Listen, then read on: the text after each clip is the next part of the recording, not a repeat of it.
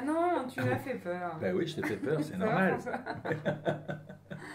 François, je voulais juste, puisque c'est quand même dans l'actu, que tu nous dises ce que tu as pensé de la chanson de Barbara Pravi qui a gagné, enfin qui a été numéro 2, hein, deuxième à l'Eurovision cette année. Non, mais pour les Français, elle a gagné. Oui, pour les Français, elle a gagné. Mais Elle a gagné pourquoi? non, mais en tant Parce qu'elle est deuxième. Tu sais qu'en France, c'est les deuxièmes qui marquent. merci, je sais, c'est l'objet de notre chronique cette semaine. Non, ce que je voulais savoir, c'est ton point de vue de directeur artistique et de compositeur. Écoute, pendant très longtemps, je me suis dit que c'était pas la peine qu'on présente des chansons parce que vraiment, ça fait exactement 50 ans que c'est nul. Alors là, il y a autre chose qui se passe, c'est qu'elle prend avec cette chanson le contre-pied de tout ce qui se passe.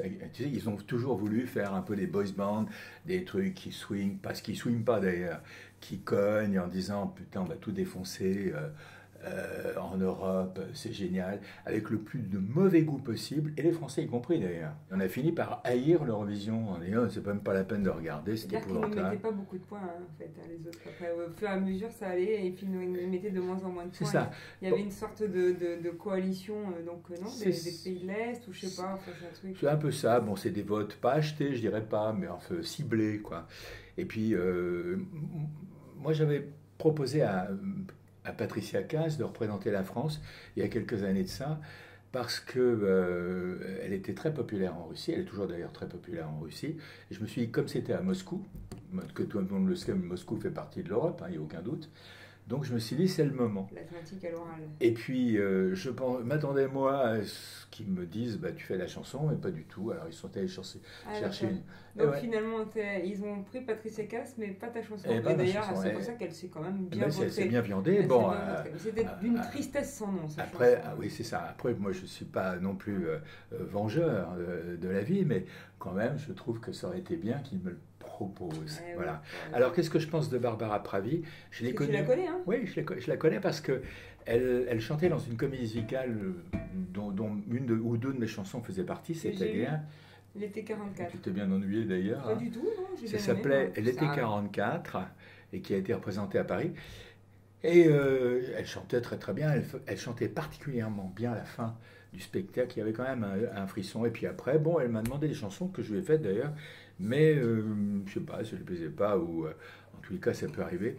Et elle a préféré faire ses chansons à elle. Et finalement, c'est pas mal. Ce que je voulais dire, c'est que c'est le retour d'une chanson très réaliste, très française, avec une suite d'accords qui pourrait être ce que faisait Ferré ou Ferrat ou des gens comme ça. Et pour moi, comme elle termine quand même deuxième d'un gros concours européen, à très peu de points d'italien, je me suis dit qu'il fallait peut-être travailler un vrai retour de la chanson française. C'est peut-être le signe qui est lancé par cette... Quand j'entends Benjamin Biolay... Tu vois, la fille qui termine jamais ses phrases, tu connais. Voilà, quand j'entends Benjamin Biolay, j'entends ce qu'il fait, mais c'est des chansons que quelqu'un aurait pu faire il y a 30 ans. Des suites d'accords, c'est pas faire du tout injure à Biolay que de dire ça. C'est quand même des suites d'accords hyper françaises, hyper classiques. Non, on ne sait pas ce que c'est les suites d'accords. Enfin, quand on n'a pas fait de musique. Rien, tu vois, par exemple, tu la connais la chanson de moi je dis ça parce qu'en fait, est-ce que vous saviez ce que c'était une suite d'accords? Vas-y, c'est quoi une suite d'accords? Ben voilà.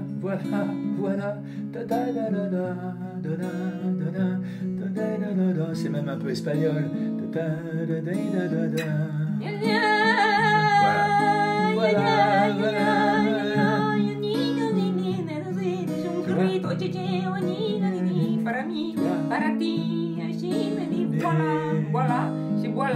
Voilà, en espagnol. Voilà. Et nous, on a fait une chronique qui fait Marlène Schiappa. Non, mais arrête, on va avoir un procès.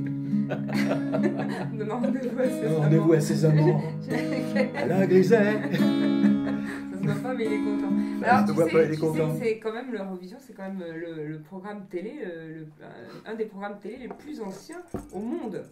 Oui, enfin, avant il y avait les crochets radiophoniques quand même, mais c'est vrai que celui-là... Justement, ça a été pris sur le Paris San Remo, mais c'était le festival de San Remo qui a inspiré l'Eurovision, d'ailleurs qui a été créé par un Suisse qui s'appelait, on ne sait pas qu'il est suisse parce qu'il s'appelle Marcel Besançon.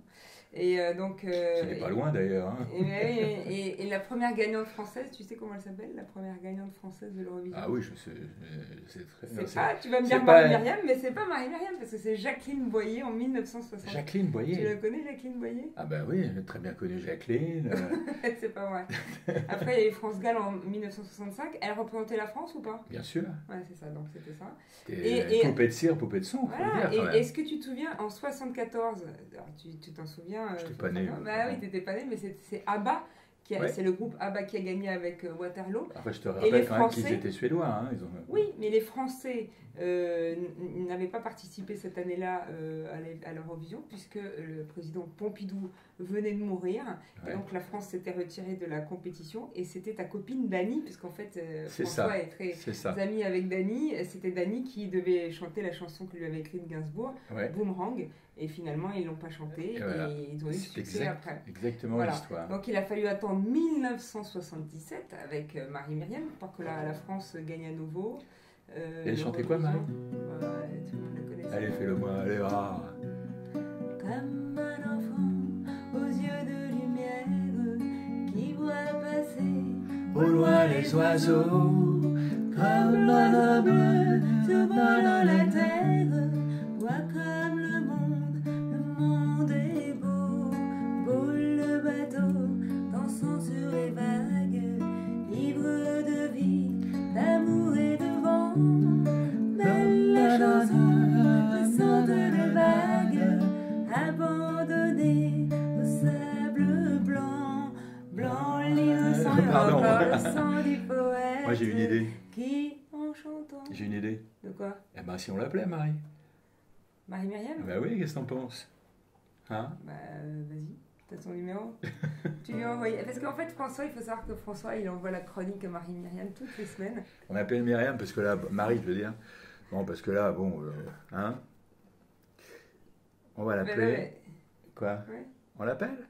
Sinon, on a est-ce qu'elle a fait? Allô? Bonjour Marie. Bonjour Marie. Coucou tous les deux. Voilà.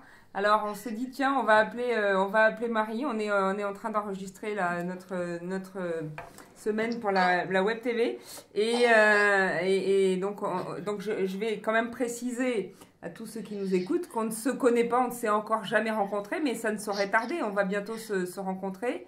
Je l'espère bien. Bah voilà. Alors je sais que François t'envoie régulièrement les chroniques de l'émission et les chroniques et qu'il te l'a envoyé ce matin, donc c'est celle où j'étais. Je t'ai vu en Barbara. Bon, voilà, tu m'as vu en Barbara. Est-ce que tu m'as donné une bonne note? Je n'ai pas donné de nom, t'assures. Si c'est ça que tu veux dire. Mais écoute, je vais te dire une chose. Je n'y croyais pas, mais comme quoi on peut se tromper. J'avoue, je me suis trompée. Ça fait pas de moi une méchante personne, mais je me suis trompée. Par contre, lorsqu'on m'a demandé de faire des trucs avec elle et de défendre sa position et le fait qu'elle allait à l'Eurovision et de lui souhaiter bonne chance, j'ai tout de suite été présente parce que évidemment que je voulais que Barbara gagne parce qu'en vérité, je l'attends depuis 43 ans, on va dire. Parce que t'en as ras-le-bol de commenter tout ça? Non, quand même pas. Non, pas du tout. J'adore l'Eurovision et je suis très fière de la médaille que j'ai ramenée. Ah bah ouais. En 77, voilà, hein? Ouais, 77. Et puis, c'est vrai qu'à l'Eurovision, il n'y a pas de médaille d'argent ni de médaille de bronze. Hein. C'est ça, c'est le premier prix ou rien. Enfin là, c'est un peu particulier quand même cette année, j'ai l'impression. Oui, hein, très parce que c'est un peu une victoire en demi-teinte des Italiens. D'ailleurs, j'allais te poser la question, est-ce que toi, est-ce que tu te souviens de ce que tu as fait lorsque tu as gagné? Est-ce que vous avez fait la fête après ou t'es allé te coucher? Non, pas du tout. Là, j'ai dû me coucher vers 2-3 heures du matin et prendre le premier avion parce que... Je croyais que tu allais me dire que j'ai pris de la coke. Non, t'as pas fait ça après avoir gagné. Non, j'en ai jamais pris. Ah. C'est pas le style c'est pas le style de la maison. De hein. la maison, non, pas du tout. Mais en fait, moi je veux bien croire son histoire de verre cassé, de tests négatifs et de verre cassé. Je pense qu'on a quand même plus de facilité à croire quelque chose de négatif et de mauvais et de méchant que à croire quelque chose de bien. Évidemment, bien sûr. C'est notre cerveau. C'est notre cerveau qui est construit comme ça. Il faut pas être mauvais perdant. Je pense que Barbara, elle a une seconde place qui est extrêmement appréciée. C'est presque une première place pour nous, la France, parce que depuis 91, il n'y a pas eu de deuxième place. C'était Amina en 91. Ah, très joli, et voilà. Et donc, je pense que c'est une meilleure place, aussi bonne qu'une première pour nous, la France. Et puis, mon Dieu, voilà, je vais me remettre à rêver pour l'année prochaine. Et par contre, je n'irai plus donner des notes nivotées parce que visiblement, je suis pas bonne.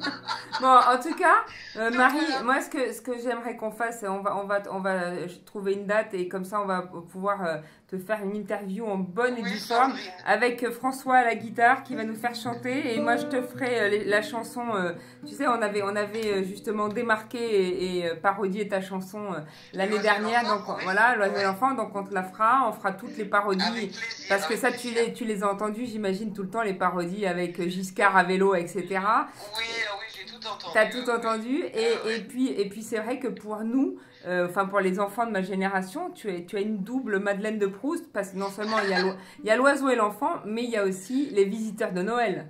Le générique des Visiteurs de Noël. Alors, on me parle des Visiteurs de Noël et on me parle aussi de Nils Holgersson qui a quand même marqué Nils Holgersson. Bah, tu vois, j'avais oublié que c'était toi et effectivement, c'est vrai. Bah, écoute, on chantera tout ça. On va prendre une date et on va chanter tout ça. Et en tout cas, merci beaucoup de nous avoir accordé. Ah, il y a François qui va. Loin les oiseaux. Voilà. On a chanté juste avant ce coup de fil. Merci beaucoup, Marie. On t'embrasse très fort. Je vous embrasse et à bientôt. À très bientôt. Au revoir. Au revoir. Voilà. Donc Marie-Myriam, qui avait chanté le générique des Visiteurs de Noël en 1980. Puis après, il y a eu l'élection de François Mitterrand et la France n'a plus chanté. C'est la fin de cette chronique. Merci.